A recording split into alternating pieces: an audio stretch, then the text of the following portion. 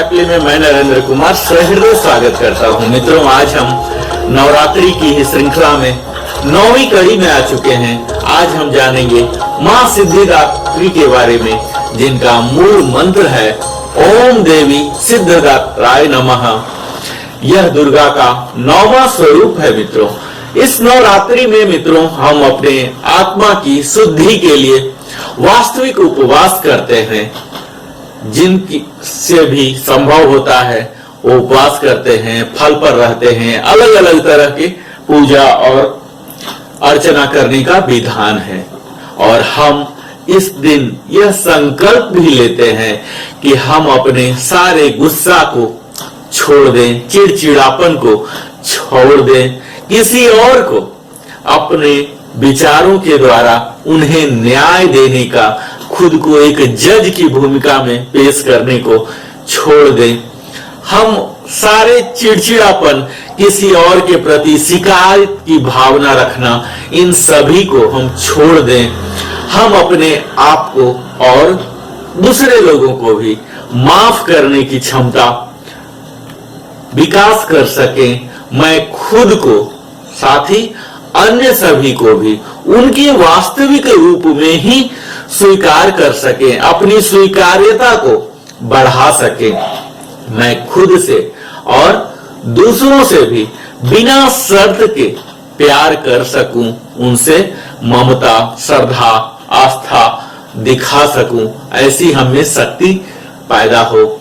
हमें ईर्ष्या और अपराध की अपनी सभी भावनाओं को त्याग कर देना है, भय का त्याग कर देना है। उन सभी को आभार प्रकट करना है जिनकी वजह से मुझे कुछ न कुछ प्राप्ति हुई हो, चाहे वह प्रकृति ही क्यों न हो।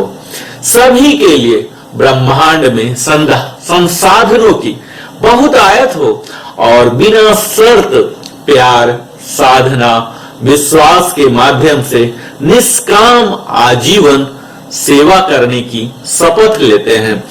मित्रों, आज 9वें दिन हमें उन सारी कुरीतियां को खत्म कर देना है, सारी नकारात्मक शक्तियों को खुद से सबसे पहले अपने आप के अंदर से निकाल फेंकना है, फिर समाज में और राष्ट्र में, और इस तरह से हमारा संपूर्ण विश्व सारी नकारात्मक शक्तियों से मुक्त हो जाएगा और अपने आप में सकारात्मक शक्तियां आ जाएगी। मुझे विश्वास है मां सिद्धिदात्री इस कार्य के लिए हम सबको बड़ा ही मदद करेंगे। मित्रों, इनके पूजा करने से रुके हुए काम सब पूरा हो जाते हैं। जैसा कि नाम ही है, हर काम में सिद्धि मिलती है। यह देवी सर्व सिद्धियां प्रदान करने वाली देवी है एवं भगवान रुद्र ने देवी सिद्धिदात्री की कृपा से ही तमाम सिद्धियां प्राप्त की थी।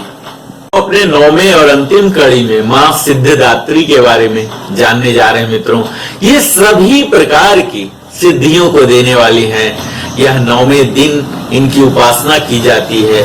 मान्यता है कि इस दिन शास्त्रीय विधि विधान और पूर्ण निष्ठा के साथ साधना करने वाले साधक को सभी सिद्धियों की प्राप्ति होती है। इस देवी के दाहिने तरफ नीचे वाले हाथ में चक्र, ऊपर वाले हाथ में गदा तथा बाईं ओर एक, बाईं तरफ के नीचे वाले हाथ में शंख और ऊपर वाले हाथ में कमल का पुष्प होता है। इनका वाहन सिंह है और यह कमल पुष्प पर भी आसीन होती है। नवरात्र में यह अंतिम देवी है। हिमालय के नंदा पर्वत पर इनका प्रसिद्ध तीर्थ है।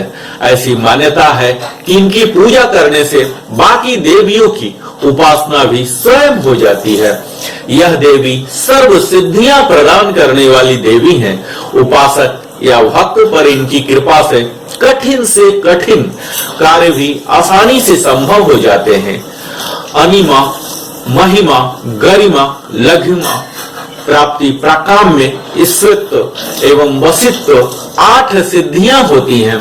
इसीलिए इस देवी की सच्चे मन से विधि विधान से उपासना आराधना करने से यह सभी सिद्धियां प्राप्त की जा सकती हैं। ऐसा कहा जाता है कि भगवान शिव ने भी इस देवी की कृपा से यह तमाम सिद्धियां प्राप्त की थी।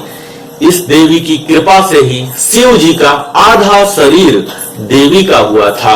इसी कारण शिव अर्ध नारीश्वर के नाम से प्रसिद्ध हुए। इस देवी के दाहिने तरफ नीचे वाली हाथ में चक्र, ऊपर वाले हाथ में गदा, बाईं तरफ के नीचे वाले हाथ में शंख और ऊपर वाले हाथ में कमल का पुष्प होता है। विधि विधान से 9वें दिन तक इस देवी की उपासना करने से सिद्धियां प्राप्त होती हैं। इनकी साधना करने से लौकिक और परलौकिक सभी प्रकार की कामनाओं की पूर्ति हो जाती है। माँ के चरणों में शरणागत होकर हमें निरंतर नियम निष्ठ रहकर उपासना करनी चाहिए। इस देवी का स्मरण, ध्यान, पूजन हमें इस संसार की असारता का बोध कराते हैं और अमृत पद की ओर ले जाते हैं। तो मित्रों, आप सबों को माँ दुर्गे की, माँ सिद्धदात्री की असीम अनुकंपा बनी रहे, इसी ढेर सारी शुभकामनाएं एवं बधाइयों के साथ नवरात्रि, इस दुर्गा पूजा का 9वां दिन आप सब के लिए बड़ा ही शुभ हो। मेरे साथ अंत तक बने रहने के लिए सप्रेम धन्यवाद नरेंद्र कुमार की ओर से।